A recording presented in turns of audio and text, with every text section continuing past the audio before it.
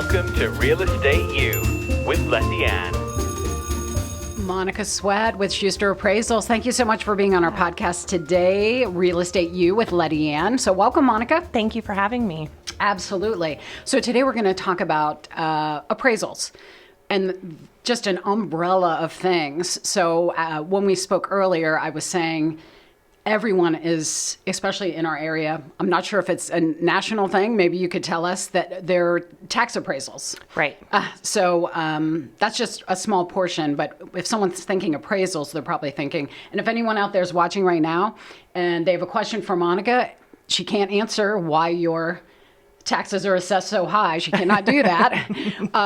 But can you provide us with some insight? And have you gotten calls for independent appraisals? So people are fighting the counties and with yes. Okay. So what does that look like? It's mostly what I've seen has been Jackson County, because I think they were the most recent ones to reassess, and people's property taxes went up significantly. So we are getting just extra business from people wanting us to come in and do a real market value appraisal so they can take it back to the county and, say that, my house really isn't worth this. And I'll keep looking at Andy every now and again because he's always making faces at me. So don't be alarmed for that. So a couple of things you just mentioned.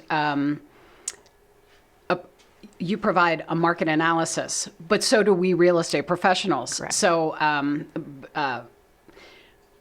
in your opinion, what is the difference? And Monica's she's been a licensed, a certified residential appraiser since 2009. Is that right? Mm-hmm. Okay. So you have tons of experience here and probably seen a lot of things.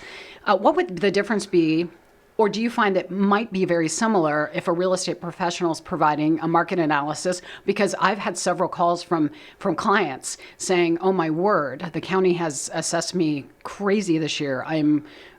My house isn't even worth $700,000. Right. What can I do?" What's the difference between if they were to hire you as an independent appraiser versus me giving them the market analysis? I think that's the CMA. Is that what you're sure. Okay? Mm-hmm. It's a fantastic tool, and it definitely uses the same, or probably the same comparables that we're going to use, and gives you sort of that ballpark range. Your house is going to fall within X and Z, right? Mm-hmm. We're going to take that CMA and just really fine tune it and really narrow those comparables and truly pick the ones that we think are the most similar, and we're going to give you this number, which is kind of silly too that we even assign one number to a house, but that is what we have to do. Although realistically it's going to fall within a range, but our range is going to be much more narrow probably than your CMA. Gotcha. And do you think your independent appraisal, because it seems so official, right? And it's paid for independently by the homeowner. Correct. Do you think that carries more weight with someone going to the county, like, "Oh, look, the appraiser has appraised my house at X amount, and you guys are $100,000 more than what they're appraising"? Yes, I do. Okay. And I don't know, and you might be able to tell me that. Can they take a CMA to the county and fight? I think they actually have to have an appraisal to fight it. I've given, unless someone got an independent appraisal, you have been able. Three clients of mine, I did provide that information, and they did go knock on the door. I didn't know that. Assessor's office. That's fantastic. And it actually worked. So that's great. Yeah. Again, if they ended up getting an independent, I didn't know. Maybe they're comparing what I gave to what the independent. But sure. So moving on from that. Hang on, Monica. So, other than the county appraisals, and you also do lender appraisals. That's the majority of our work. Okay, so lenders reach out. Tell us a little bit about the difference between a lender appraisal, because people do get, like the consumer gets that a little bit confused when we tell a seller, "Oh, the lender's appraiser's coming out," and they'll say, "Oh, no, we already had our house appraised." So we try to talk them through the process of that the lender needs to know that the house is worth what they're lending. Correct. So tell us a little bit about that. So that is the bulk of our business. It's some sort of mortgage transaction, whether it's a refinance, home equity, or buying and selling. whoever they're getting that loan through has to make sure that that value is there. And so they hire us or contract us out to come and appraise the house and let them know if it. What do you look at when you're there? Like, I've never been there. I've never been there when a lender appraiser's there. So what types of things do you look at? Can a seller do anything to prepare for your? Absolutely. Okay. Yeah. So we're obviously going to measure. You're going to get that blueprint footprint of the house, and we're going to put all the rooms in there. And now, is this for the lender appraiser? Yeah, this is going to be for any appraisal that we do. I will say, at least from my standpoint, regardless of whether I'm doing a lender-backed appraisal or an independent for just an individual, my process is exactly the same. Good to know. Yes, Okay. and market value is the same. So regardless of whether you want to fight your taxes or you're getting a loan, that value is still going to be market value, unless I've been directed differently by a lender, say a liquidation value or something like that. Otherwise, it's just fair market value. So I'm not going to come in low just because you want to fight your taxes or whatever. Of course. It should be the same no matter what the purpose of the appraisal is. Okay. So we'll do that. We'll measure. You're going to take pictures of every room, and it's really just about notating, the quality and the condition of things, what aspects of the home make it unique or superior or inferior to what your comparables are going to look like. Throw some what's superior out and what's inferior out. So inferior would just be any sort of deferred maintenance kinds of things. Just, Like your I say basic wood rot because every house has some kind of wood right. rot. Wood rot. If you've got, maybe carpets are worn, things like that. I would think it's similar to what things as an agent you're looking at, things that a buyer would be like, I'm going to have to replace this. I'm going to have to change this, but that's okay because kind of the price is right. So we can put a little money in there or whatever. And then as far as superior, just upgrades, have they renovated their kitchens, their bathrooms? Do they have significant landscaping? Just anything that's going to add to the appeal of the house. Not always does appeal equal an increase in value, but a lot of times it does. And people think, oh, well, I've upgraded my water heater. Right. And I've upgraded. I'm like, well, that's not an up. That's actually maintenance. Right. So that's great that you say that, because yeah. that does have people say, I just replaced my roof. Well, that's great because now your house is livable, kind of. I mean, those are things that have to be done. Now, it helps sell a house, I think, and it helps just with the overall value, because if your roof is leaking, that's going to cause an issue, and the appraisal isn't probably going to be market value because you've got to adjust for that. But yeah, otherwise, those are things. And there's something I always like to say, just because a house has it doesn't make it an appeal or a beneficial factor. Can you give an example of what? I had a property that was just really unique, custom built, and it had basically 3 master suites. That's great, but not everybody is looking for a home with 3 master suites, so right. Just because it's there doesn't mean it increases the value. Right, and people build homes specifically to suit themselves, and don't always look ahead to, sure. Well, is this going to suit the next person when I go to try to sell it? Right. Yeah. So, what is the best reason for someone to have their property appraised, other than, of course, the taxes, which that's just a forever thing that we'll have to deal with? Right. When are you getting calls from people about an independent appraisal? Divorce situations, okay. Estates. So a lot of times with an estate, we'll do a retrospective, so that won't necessarily be current market value, but as of the date of death or something like that.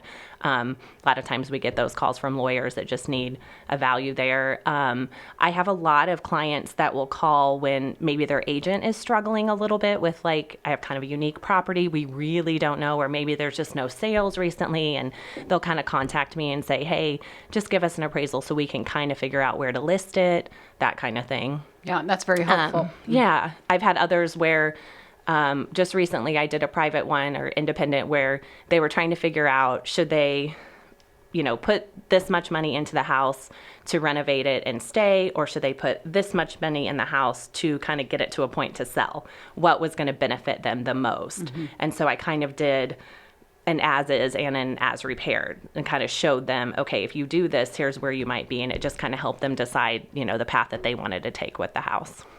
So what is the average cost of an independent appraisal?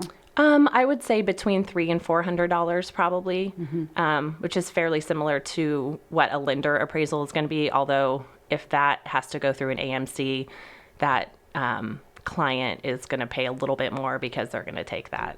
So AMC, I'm thinking a married couple, but what does that mean? What does that mean in the AMC theater? Right. A married couple. What does that mean? Appraisal management companies.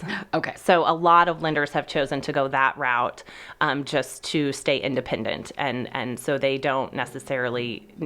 Lenders really aren't picking their appraisers anymore for the most part. So they use an AMC with a panel of approved appraisers, and then that AMC will assign the appraisal. So it kind of keeps things even and fair and hopefully not influenced or anything, So no one's taking you out to dinner every Friday night and not anymore. Boozing you out. Yeah. The reins have gotten tight. Yes. Yeah.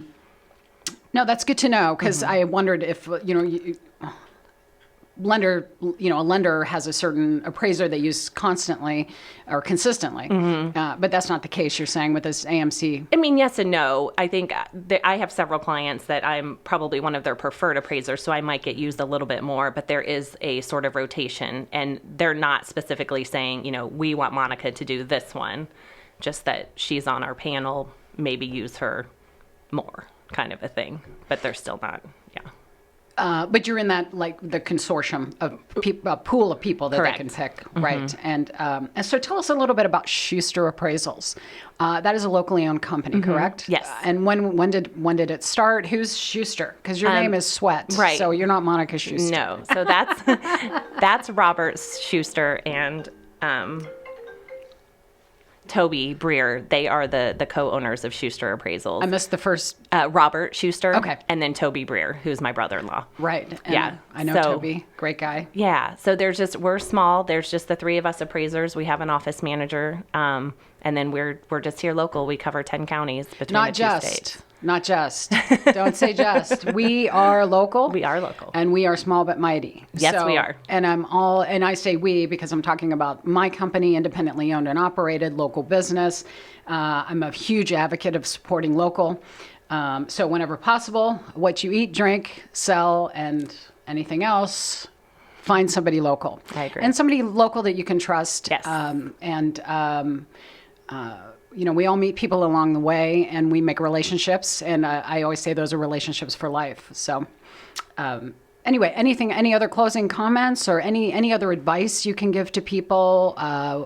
And again, if they know, like, for example, today is today Monday? No. Tuesday. Oh, yeah. Okay. Sorry. Yesterday at 4:00, I have a seller, and the lender appraiser was coming over yesterday at 4:00.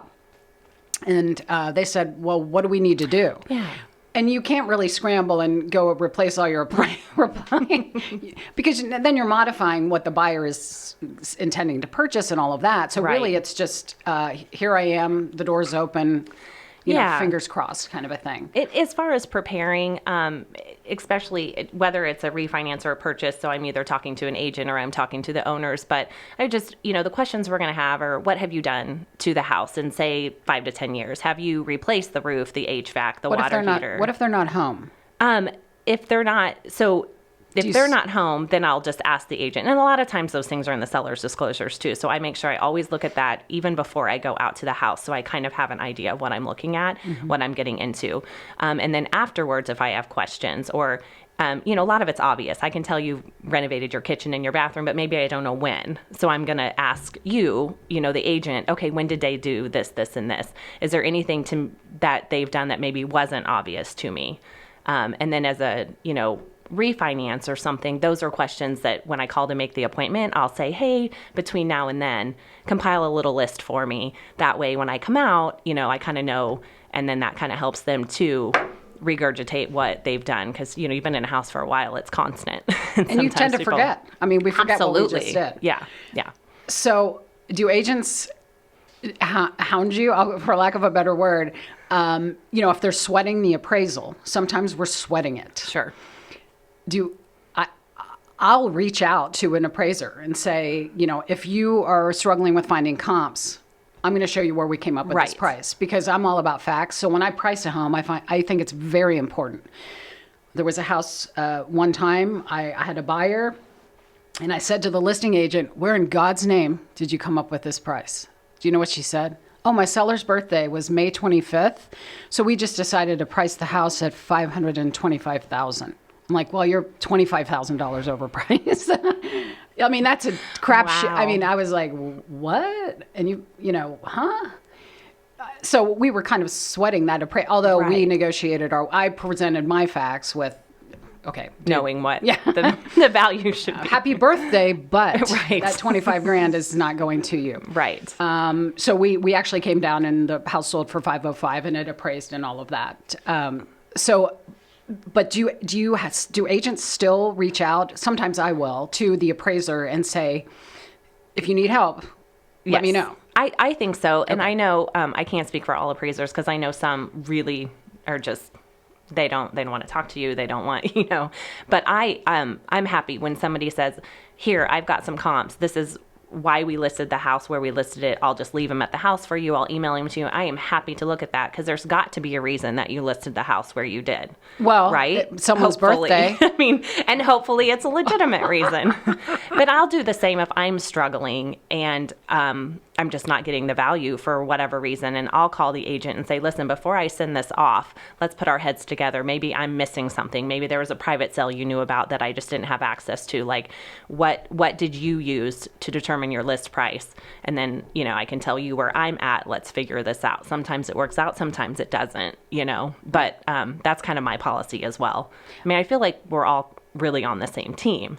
Well, we should be. Keep a good, stable market, keep it growing, and, but not everybody feels the same way. And that's unfortunate because it's kind of like we're humans. Can't we all play nice in the sandbox together? And we're all just looking for the same result and getting the end.